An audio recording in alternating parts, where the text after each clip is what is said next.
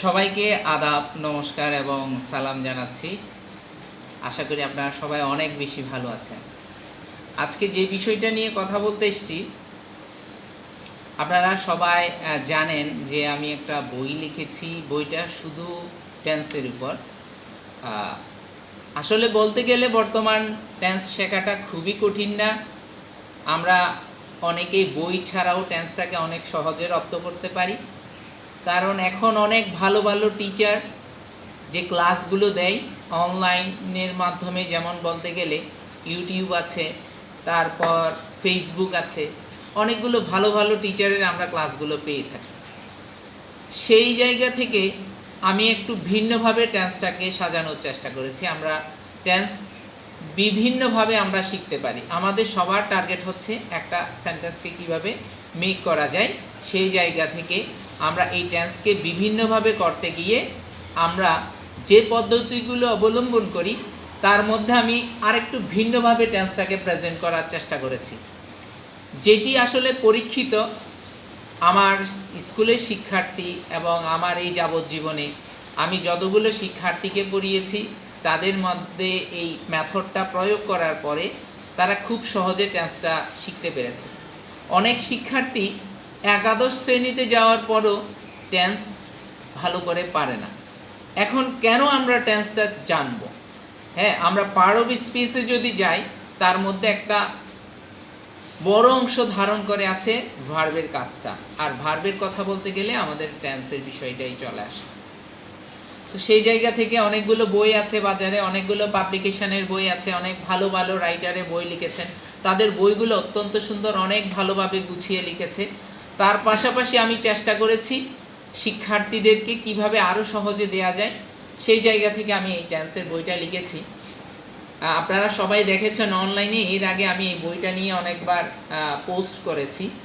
তো আপনাদের যদি ভালো লাগে, আমি একটু চেষ্টা করব সামনে এই বইটাতে আমি কি লিখতে চেয়েছি। হ্যাঁ, হয়তো আপনারা অনলাইনে দেখেছেন যে আমি কিভাবে শিক্ষার্থীদেরকে সহজে বোঝাতে পারি, কিভাবে একজন শিক্ষার্থী সহজে বুঝতে পারে, তার উপর আপনাদের আগ্রহ যদি থাকে আমি কয়েকটা ক্লাস নেব।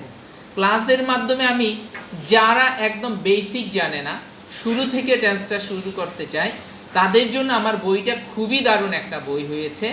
তো সেই কারণে আমি আমি এর উপর কয়েকটা ক্লাস নেব একদম ধারাবাহিকভাবে। আমার ক্লাসের সাথে যারা টেন্সটাতে বুঝতে কষ্ট হয়ে যায়, টেন্স শেখার ক্ষেত্রে জানার ক্ষেত্রে বুঝতে কষ্ট হয়ে যায়, তাদের জন্য আমি যথেষ্ট চেষ্টা করব। এই বইটাতে আমি শুধু টেন্স নয়, টেন্সের পাশাপাশি যেই সকল উপাদান প্রত্যক্ষ পরোক্ষভাবে জড়িত আমি সেই বিষয়গুলো এনেছি। তাছাড়া আমরা বাক্য গঠন করতে গেলে, বিভিন্ন ধরনের বাক্য বানাতে গেলে যে বিষয়গুলো উঠে আসে তার অনেকটা আমি এখানে তুলে ধরেছি বেসিক জানার জন্য।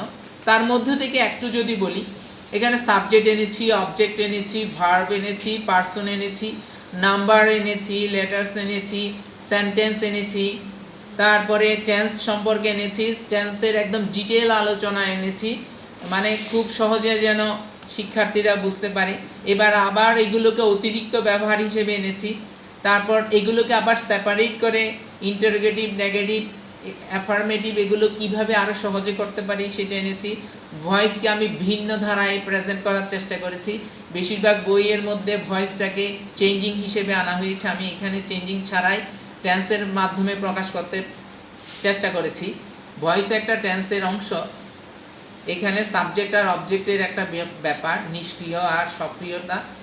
অনেক বইয়ে টেন্সকে আলাদা আলাদাভাবে ব্যবহার করা হচ্ছে, অ্যাক্টিভ আর প্যাসিভ ভয়েস। আমার বইও ঠিক আমি অ্যাক্টিভ আর প্যাসিভ আলাদাভাবে এনেছি, কারণ অ্যাক্টিভ আর প্যাসিভ হলে অনেকগুলো স্ট্রাকচার হয়ে যায়, আর স্ট্রাকচারগুলো মুখস্থ করা শিক্ষার্থীদের জন্য অনেক কঠিন। তাছাড়া আমি এখানে রেখেছি মডেল অক্সিলারি ভার্ব, কারণ আমরা বাক্য ব্যবহার করতে গেলে মডেল অক্সিলারিটা অনেক ক্ষেত্রে চলে আসে। আমি এটি পারি না, আমি সেখানে যেতে পারতাম, এই ধরনের বাক্য গঠন করতে গেলে মডেল অক্সিলারিটা চলে আসে, সেইটা সম্পর্কে রেখেছি। ভার্ব সম্পর্কে একটা ডিটেল আলোচনা এখানে রেখেছি। তারপর কনজুগেশন অফ ভার্বস রেখেছি, স্ট্রং ভার্ব, উইক ভার্বগুলো, এগুলো অনেকগুলো বই বাংলা একাডেমি এবং FM মেথডের বইগুলো থেকে বিভিন্ন আরও কয়েকটা জায়গা থেকে অনলাইন অক্সফোর্ড এখানে ফনেটিক সিম্বলগুলোকে প্রয়োগ করে ভার্বগুলোকে রাখার চেষ্টা করেছি।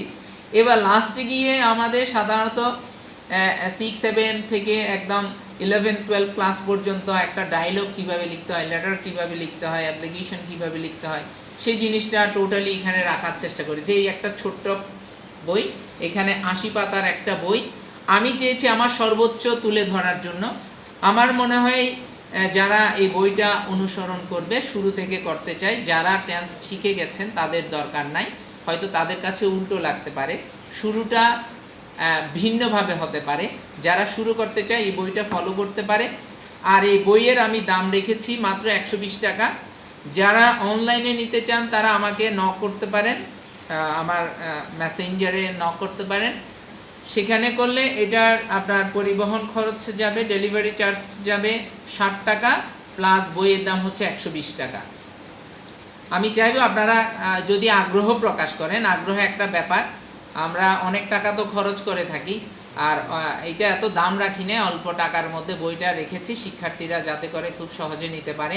আমরা যাই করি না কেন, আমরা যদি ক্লাস 5 থেকে শুরু করে আনসার টু দ্য কোয়েশ্চেন আছে, আনসার টু দ্য কোয়েশ্চেন করতে গেলে আমাদেরকে টেন্সটা জানতে হবে, কারণ অক্সিলারি সামনে থাকে, তাকে সাবজেক্টের পরে আনতে হবে, কার ক্ষেত্রে কি আনতে হবে।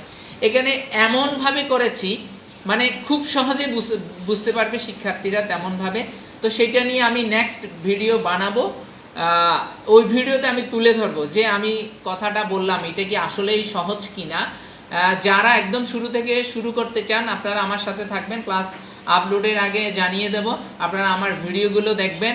আশা করি আপনাদের যাদের কনসেপ্টটা ক্লিয়ার না, আপনারা যারা বলতে অনেকেই এডুকেশন শেষ করার পরও ইংরেজি জানতে চায়, হ্যাঁ ইংরেজি শিখতে চায়, সবার ইংরেজি ভাষার প্রতি একটা আগ্রহ থাকে। টেন্স জানলে কি এখন ভাষা শেখা হয়ে যায়? আসলে ইংরেজি শেখাটা তো একটা দীর্ঘমেয়াদী প্রক্রিয়া, তার মধ্যে টেন্সটাকে আমরা বেসিক হিসেবে যদি রাখি। এখানে আরও একটা বিষয় বলি নাই, অক্সিলারি ভার্ব ব্যবহারের ক্ষেত্রে আমাদের অনেক সময় হিমশিম খেতে হয়, কার পর কী বসাবো, সেটার জন্য আলাদাভাবে চার্ট দিয়েছি। মোটামুটি চেয়েছি এই অল্প পরিসরে টেন্স সম্পর্কে মোটামুটি একটা ধারণা নিয়ে আসার জন্য। আপনারা সবাই ভালো থাকবেন। আর যদি ভালো লাগে আমার বইটা তাহলে আপনারা সংগ্রহ করে নিতে পারেন। বেসিক্যালি আমার টার্গেট হচ্ছে শিক্ষার্থীদের জন্য। এই বইটা আসলে ব্যবসায়িক হিসেবে নয়, আমি প্রথমবার করতে গিয়ে আমার একটু খরচ বেশি পড়েছে, তাই বইটার দাম একটু বেশি রাখছি। পরবর্তীতে হয়তো আমার যেগুলো প্রিন্টেড আছে কপিগুলো শেষ হওয়ার পরে আমার মনে হয় আমি এটা আরও কম দামে দিতে পারবো। এটা ব্যবসায়িকের চিন্তা ভাবনা করে আমি এটা আসি নাই। আমার দরকার শিক্ষার্থীদেরকে জানানোর নতুন মেথডে।